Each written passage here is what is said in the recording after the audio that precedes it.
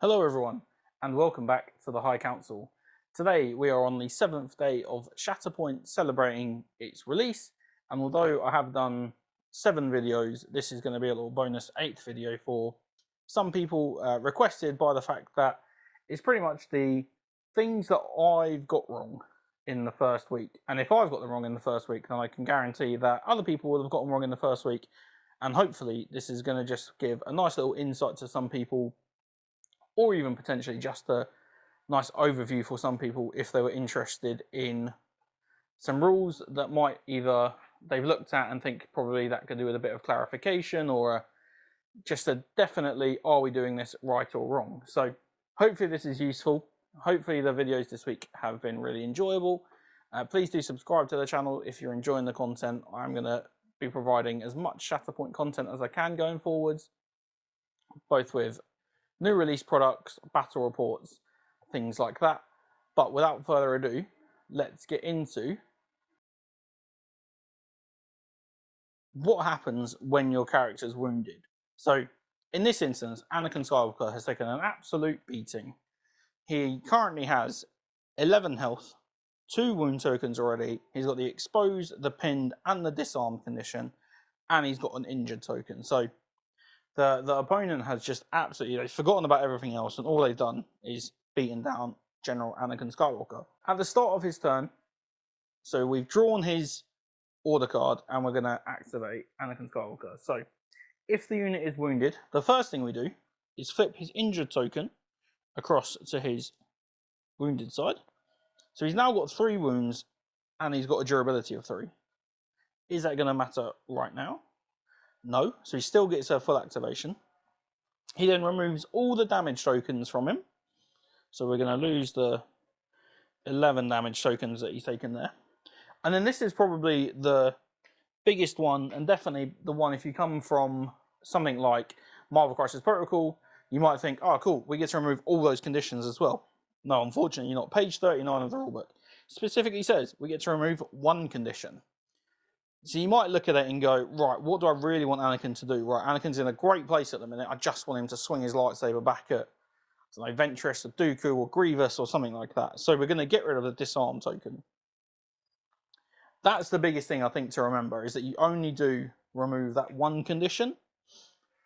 You would then remove all your other conditions, activate as normal, and then we get to the end of his activation. And at the end of his activation, we then have a look to see if he's got a number of wounded tokens equal to his durability. So in this instance, he's got 3. In that case, he then becomes defeated, which is very nice. He gets like one last, everyone in fact gets one last hurrah to try and activate. It means that you're always going to get activations out of your characters. You're never going to get, there's nothing worse than being like, yeah, I've painted this really cool looking, I mean, I'm not a great painter myself, but I do like my B1s, and I do like my Magna Guards at the minute.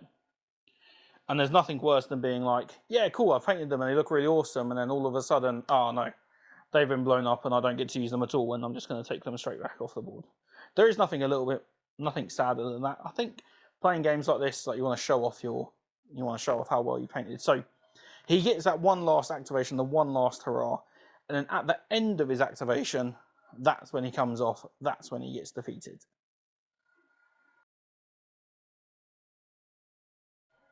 For this one, I'm just going to need to call on everyone's imagination skills. So if we look at the engagement, and when are units engaged with one another, when are they not engaged with one another? So in this instance, let's move the Magna Guard quickly. Although the B1 battle droids and Obi-Wan are within range 2 of one another, which is the range for engagement, because they are on separate elevations, they do not count as being engaged with one another. So Obi-Wan can do his actions normally, the B1s can do their actions normally as well. If, let's move Obi-Wan up here.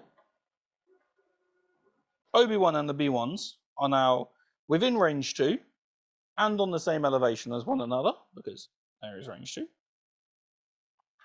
That means that they are now engaged, and the characters that are engaged with one another, if the unit is not wounded, so let's just pretend that this is turn 1 No damage has been done yet. Obi-Wan and some B1s have ended up in a face-to-face confrontation with one another. And let's just say the B1s now are going to activate and they want to run away.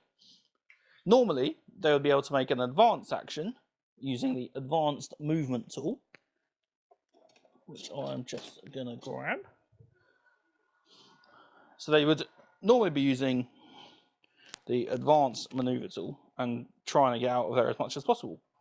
However, because they're engaged with a unit that is not wounded, so Obi-Wan is completely fresh, they can only use the dash tool if they want to move. So they could only really kind of run away to... I mean, this is a bit of a bad setup because of how they look, but basically they can only use that if they want to move because they're engaged with one another and neither are wounded. What it also means is that a character that is engaged with an enemy character from a unit that is not wounded, so in this exact same scenario, they can't use the climb ability. So let's just move everyone down an elevation. And let's just slide them back there. It means that the B1s, completely forgot to change the camera, there we go.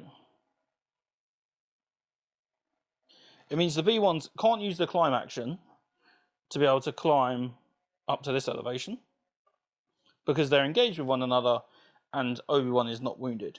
If Obi-Wan was wounded, they would be able to do it at all.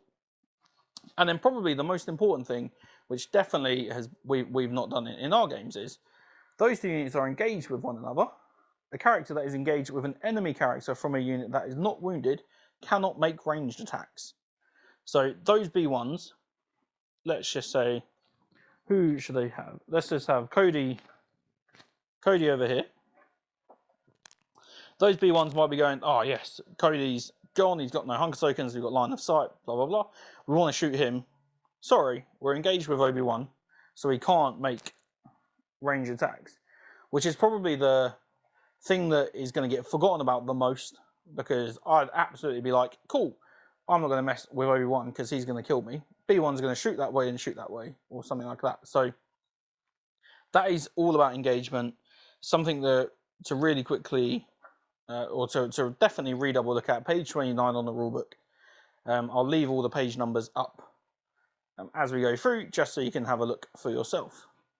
But that is engagement. The last thing, really quickly, which I think I've said, but characters have got to be at the same level to be engaged. So even though in this instance over here, we've got that Magna Guard and Cody that are definitely well within range 2 of one another. Because they're at separate elevations, they don't count as being engaged, so these rules don't apply. So if you want to tie up some enemy clones or some B1s and stop them from having a shot, you want to get in there, get as close as possible, and slice them up before they can do anything, really. Okay, let's have a look at force push, or just pushing in general, because that has been a topic of conversation amongst some of my friends, with a bit of what's the clarification, what can I do, what can't I do, things like that. So conveniently, I've got a Sarge Ventress and some B1 battle droids here. So a Sarge Ventress has a force push ability, which costs 2 force and says choose a character in this unit and an enemy character within range 3. So conveniently, the B1s there are nicely within range 3. Let's leave that at the back there. Choose the push the chosen enemy character range 3 away from the chosen allied character. So first things first is, how do I know what direction I'm going to push in? Can I push forwards, backwards, sideways, left, right, things like that? Short answer is no. You take your dash or your advance maneuver tool and you stick it in a V, pointing directly at a Sarge Ventress to start with. Let's try and get it as close as possible. There we go. And then that is the V in which you can push the character away. So you can push it anywhere in this direction over here. You can push it anywhere this direction over here, as long as you stay within that V. So you means that you can't force push someone over this way towards you. Can't force push someone over there. It's got to go in that V. So in this instance, the B1 battle droids can just go 3 all the way to the back. That's the simplest explanation of force push. Some questions that have come up. What happens if I get to the edge of the terrain? Which is something that I've queried as well, because this is definitely something that I've got wrong. So in this instance, the B1's getting force pushed, I'm going to leave that there, would end up something like that. So they are halfway off of the terrain piece. That is a no-no. And unfortunately, it just means that you don't benefit from the full range of the push. So they come to the point where they were last fully on the piece of terrain, and that is where they would stop. If, hypothetically, B1s were there, and a Sarge Ventress was there, let's just say, a Sarge Ventress then force pushes the B1s, they can be force pushed entirely off of the elevation they're on, as long as they've got the room for their entire base to finish off of the piece of elevation that they're looking at. So that is absolutely fine. So in a short way, if they get fully off the piece of terrain, they will drop down. If they are halfway on, halfway off, they come back to being fully on the piece of terrain. The other question that's come up in our group is what happens if there is another piece of terrain? So you can force push off a terrain. Can you force push up a terrain? So we've got this instance here, exactly the same setup. A Sarge Ventress does the force push. Unfortunately, because this piece of terrain is range 2 or taller, I'm just going to grab my range 2 tool. So it is a new elevation, like so. New elevation because it's taller than a range 2. It means that the B1s go to there, and then they can't be force pushed any further than that.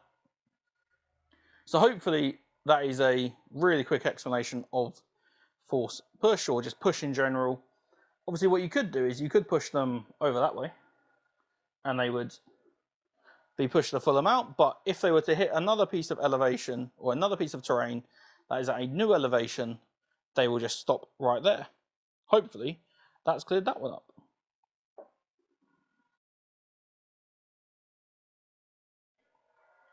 The next one to talk about, which has definitely come up in a game that I've played, is can you end your movement so that your base is overlapping a piece of terrain? So I honestly don't know what order I'm going to put these in, but if force push has already come, you'll know the answer to this. Probably if force push hasn't come, then you might not know the answer. So these B1s are going to take a move action, and they're going to finish at the bottom of this ladder, within range 1 of an ingress point. So range 1, which is that. Within that, so they could move to the top of the ladder quite freely. However, you might be able to see, I'm going to zoom in slightly on them. So they are overlapping. I'm going to move the ladder out of the way. So they are overlapping the base here. So that is also a no-no. It's probably going to be easier if I show you there. And you can see that one quite clearly, hopefully. There's a couple of, maybe a centimetre of the base overlapping a terrain feature. That is also a no-no. So B1s or any base, I think it's only really come up with the B1s because they're on the larger base size at the minute. But any piece of terrain that your base cannot sit on, you can't stand on it. What that does mean is that the 212 can quite happily stand up there because they are on a smaller base. So there was a piece of terrain on the top of one of these pieces, and I tried to move my B1s up the ladder that was conveniently placed here onto the top. But again, a no-no, because you can see that their base overlaps with something else, with no piece of terrain. That's not to say that if this setup was slightly different, and this walkway was here, the B1s could move up here, because they're then full base over an entire piece of terrain. So hopefully that clears that one up. That's probably something that's going to come up a couple of times. It definitely has come up for us in the first 2 games that we played. So hopefully that one is a quick help as well. Depending on the order that I've decided to slice these up into, I've either shown far too much of the V1s or not enough of the V1s. So I've switched over to Magna Guards for a little change. Conditions and how conditions affect a unit and a character, and I guess overall the difference between a unit and a character. So these Magna Guards are a unit. They are a unit that is comprised of 2 characters. You can see that on their order card. They are 2 characters, but 1 unit. And that will become relevant for certain abilities or anything. If we look at, I think it's Gar Saxon, Mandalorians are stronger together. Gar Saxon, the Pride of Mandalore. There you go. At the start of this unit's activation, choose another allied Mandalorian character. The chosen character may jump. So that would be, I'm just going to use Magna Guards because it's, so Gar Saxon is going to choose this unit for the Pride of Mandalore.